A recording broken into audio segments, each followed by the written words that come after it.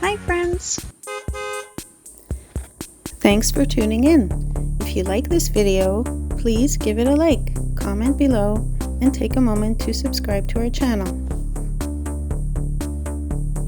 Robitaille is a small rural community located in the Gaspé Peninsula region of Quebec.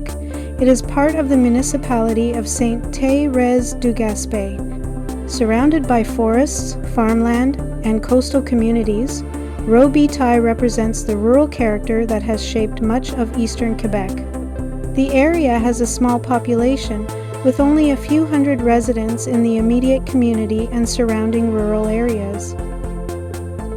The community of Robitaille developed as families settled throughout the Gaspé Peninsula, building their lives around farming, forestry, and nearby fishing communities.